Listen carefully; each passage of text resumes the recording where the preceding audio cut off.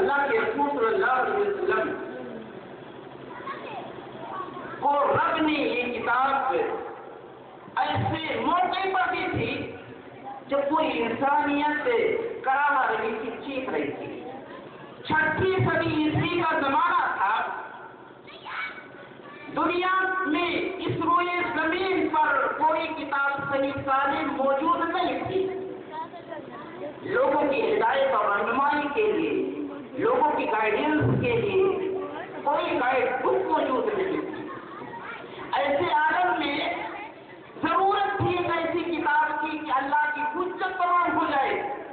کل قیامت کے دن اللہ کے بندے یہ نہ کہہ سکے کہ رب تو نے مجھے تو کوئی کتاب نہیں دی جس کو پڑھ کر کے میں اپنی زندگی کو سنوار لیتا. اللہ نے مکہ میں آمنہ کے گود میں ایک بچہ آنکھیں کھولتا ہے جس کو تاریخ محمد عربی کے نام سے جانتی ہے، اور جب 40 سال سے آپ کی عمر تجاوز کرتی ہے تو یہ کتاب ربانی رکھ دیتا ہے اور کہتا ہے کہ یہ کتاب لے جاؤ، قیامت کی صبح تک یہ کتاب باقی رہے گی. جو اس کتاب کو نہیں مانے گا اس کا ٹھکانہ جہنم ہم بنا دیں گے. میں اس کتاب کے تعلق سے ایک دو بات میں بتاؤں آپ کو. یہ کتاب اللہ کی کتاب ہے. ہمارے بہت سارے احباب جو دعوتی کام کرتے، دعوتی جذبہ رکھتے، دعوتی شوق رکھتے، اگر یہ پوچھ لیا جائے کہ میرے عزیز یہ ثابت کرو کہ یہ کتاب ربانی ہے، میرا وہ داعی، میرا وہ مبلغ اور میرا وہ دین مشن سے جڑا ہوا ساری زبان خاموش ہو جاتی ہے. آپ کو میں بتاؤں یہ کتاب ربانی ہے. آپ کو میں چند چیزیں اس کے تعلق سے بتا دوں. 3 مفروضے میں قائم کرتا ہوں. پہلا مفروضہ جو میں فرض کرتا ہوں وہ یہ ہے کہ اللہ کے حبیب پیغمبر محمد عربی کی کتاب ہے. دوسرا مفروضہ ہم یہ تسلیم کرتے ہیں کہ اللہ کے رسول صلی اللہ علیہ وسلم نے یہ کتاب کسی مذہبی کتاب سے نوٹ کر لیا ہے، لکھ لیا ہے. اور تیسرا مفروضہ یہ ہے کہ یہ اللہ کی کتاب ہے. کوئی چوتھا مفروضہ نہیں ہو سکتا. پہلا مفروضہ جو میں نے آپ کے سامنے پیش کیا کہ محمد عربی کی کتاب ہے، اگر ہم یہ تسلیم کرتے ہیں میرے بھائیوں تو یہ خلاف فطرت ہے. دنیا کا کوئی سائنسداں، دنیا کا کوئی فلسفہ، دنیا کا کوئی ادیب جب کوئی اپنی ادبی شاہکار پیش کرتا ہے، اپنا کوئی فلسفہ پیش کرتا ہے، کوئی سائنسدان اپنی تھیوری، اپنا نظریہ، اپنا فکر پیش کرتا ہے، خواہش اس کی یہ ہوتی ہے کہ دنیا اس فکر سے ہم کو جانے، دنیا ہم کو جانے کہ اس فکر کا، اس نظریے کا حامل ڈارون ہے، اس نظریے کا حامل فلاں شخص ہے، اس نظریے کا حامل فلاں فلسفہ ہے. لیکن میرا پیغمبر کہتا ہے تو کیا کہتا ہے؟ انہ تنزیل من رب الرحیم. لوگوں یہ کلام میں جو پیش کر رہا ہوں تمہارے سامنے یہ میرا کلام نہیں، آسمان والے کا کلام ہے جو دھرتی والوں کی رہنمائی کی بھی ہے. یہ عجیب بات ہے. یہ تو عجیب بات ہے کہ پیش کرنے والا پیغمبر یہ بات کہے کہ میرا کلام نہیں بلکہ آسمان والے کا کلام ہے، جبکہ دنیا یہ پیش کرتی ہے، دنیا یہ کہتی ہے کہ بھائی یہ میرا نظریہ ہے، یہ میری تھیوری ہے، یہ میرا فلسفہ ہے، یہ میری کتاب ہے، یہ میں نے لکھی ہے، میں نے یہاں کارنامہ انجام دیا ہے. لیکن میرا پیغمبر، وہ معصوم پیغمبر کہتا ہے کہ رب العالمین کا پیغام میرا کلام ہے. اگر کوئی دنیا کا جھوٹا آدمی آ کر کے کہہ دے کہ پیغمبر عربی کی کتاب ہے تو میرا پیغمبر خود تردید کرتا ہے کہ میری کتاب نہیں بلکہ آسمان والے کی کتاب ہے. دوسرا مفروضہ بھی غلط.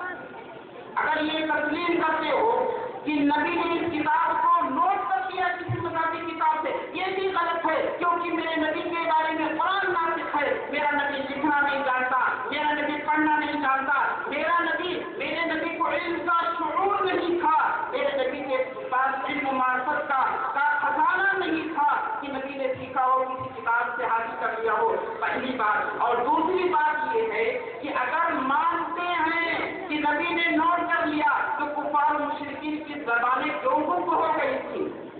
مشرکین جو ہر پل اس فکر میں رہتے تھے کہ کوئی ایسا شعبہ مل جائے کی بنیاد پر نبی کے پیغام کو ہم، نبی کے مشن کو ہم، نبی کی دعوت کو ہم، نبی کے پیغام کو ہم لوگوں کے درمیان بے معنی ثابت کر دیں، لوگوں کو ہم بدسن کر دیں، لوگوں کو نبی سے دور کر دیں. اگر ان کو علم ہو جاتا کہ نبی نے کسی کتاب سے اس کو نوٹ کیا ہے تو اعلان بیان کرتے، لوگوں سنو، یہ نبی کا کلام نہیں ہے، یہ محمد کا کلام نہیں ہے، یہ رسول عربی کا کلام نہیں ہے، بلکہ فلاں مذہبی کتاب سے انہوں نے نوٹ کر کے آپ کو گمراہ کر رہے ہیں. پتہ نہیں چلا کہ یہ مفروضہ بھی غلط ہے. تیسرا مفروضہ باقی جو رہ جاتا ہے وہ اللہ کا کلام. اللہ کا کلام کیسے کلام ہے یہ؟ اس کی دو دلیل میں آپ کے سامنے پیش کروں گا. ایک دلیل تو یہ کہ قرآن کا ایک چیلنج ہے، وَإِن كُنتُمْ فِي رَيْبٍ مِّمَّا نَزَّلْنَا عَلَىٰ عَبْدِنَا فَأْتُوا بِسُورَةٍ مِّن مِّثْلِهِ. اے کائنات اور اس دھرتی پر بسنے والوں انسان، اے کائنات کے واسیوں، یہ بات سن لو، کان کھول کر کے سن لو. اگر تمہارے اندر قوت ہے، اگر تمہارے اندر طاقت ہے، تم نے تو اپنی زبان دانی کا فرق یہاں تک کر ڈالا کہ اپنے علاوہ پوری دنیا کو گونگا اور بہرا سمجھتے ہو، پوری دنیا کو گونگا کہتے ہو. آؤ میں تم کو چیلنج دیتا ہوں، اگر تم کو اپنی زبان دانی پر فخر ہے تو ایک سورہ، ایک آیت بنا کر کے لے آؤ. دنیا کی ساری کتابوں کو جمع کر لو اور اللہ کی قسم ساری کتابوں کی بدیل مل سکتی ہے. دنیا کی دوسری کتابوں اس کی ٹو کاپی تیار ہو سکتی ہے، اس کا نقل تیار ہو سکتا ہے، لیکن کتاب مقدس قرآن مجید کا کوئی نقل، کوئی سورہ، کوئی آیت بنا کر کے آج تک نہیں کر سکا ہے، قیامت کی صبح تک نہیں کر سکتا. اگر یہ انسانی کلام ہوتا، اگر انسانی تخلیق ہوئی، اگر انسان کا اپنا پیغام ہوتا تو مجھے یہ بتاؤ کہ پوری کائنات کیوں شکر رہ جاتی، پوری کائنات میں کوئی ایک مرد عالم نہیں کھڑا ہوتا اور یہ چیلنج کر دیتا کہ چلو میں بھی قرآن سے صورت بنا کر کے پیش کرتا ہوں. ہمیں پوری تاریخ میں نہیں ملتا ہے.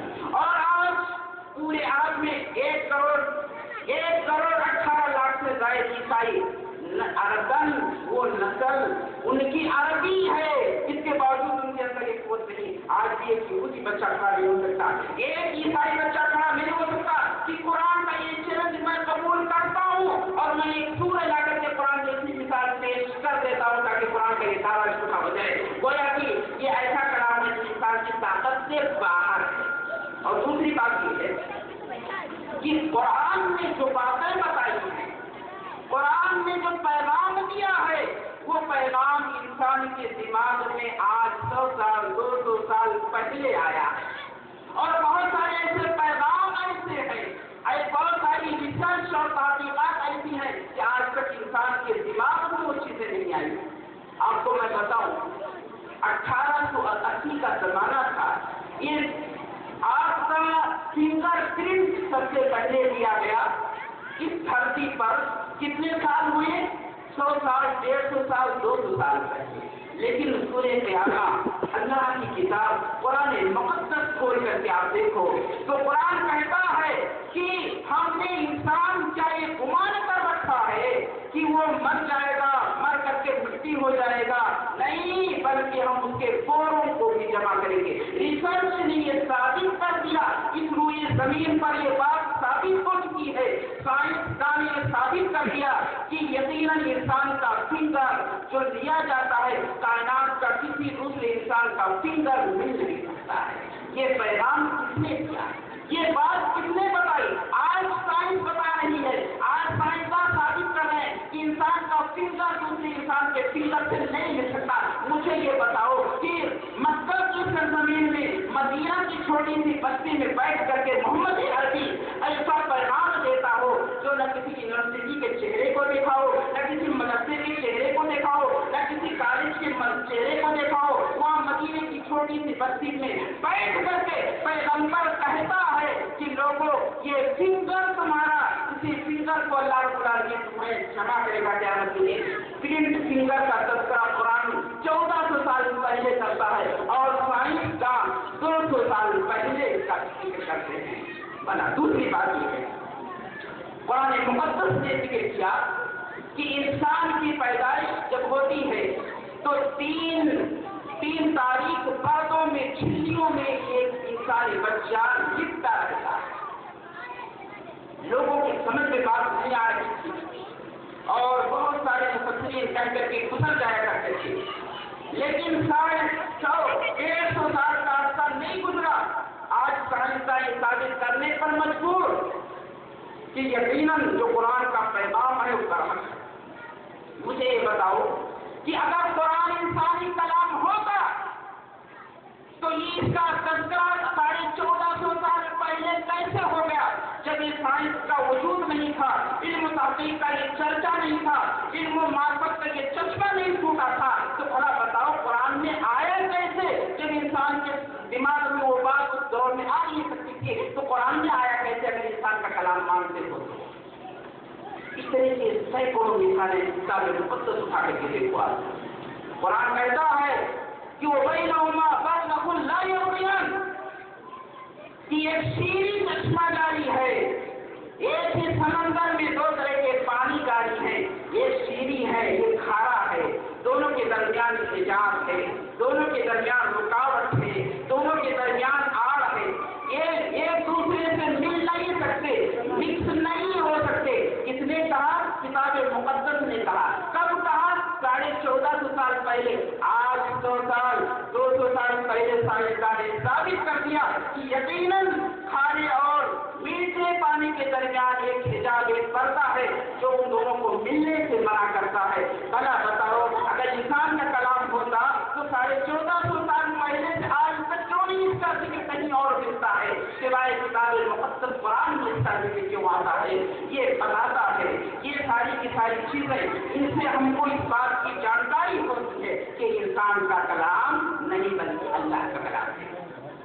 حضرات گرامی، ایک اور نقطہ میں آپ کو بتا دوں، جیسے میرے عزیزوں نے اشارہ کیا کہ یقیناً اس قرآن کو نشانہ بنایا لوگوں نے، بہتان تراشی کی، اس قرآن پر الزام عائد کیا کہ قرآن دہشت گردی کی تعلیم دیتا ہے، قرآن معصوم جانوں کو ہلاک کرنے کی طرف دعوت دیتا ہے.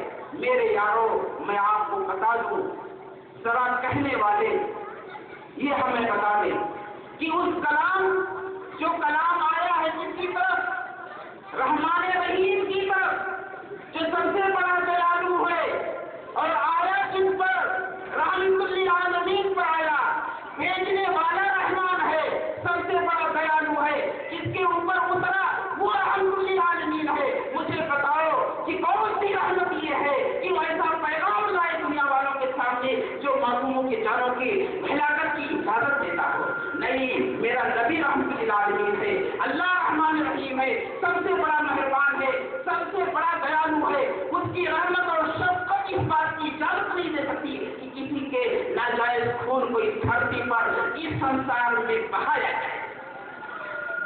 آج جو باتیں کہتے ہیں آج لوگ کے کہ قرآن میں تو بہت ساری آیتیں جہاد کے تعلق سے آتی ہیں، جیسے میرے عزیزوں نے پیش کیا.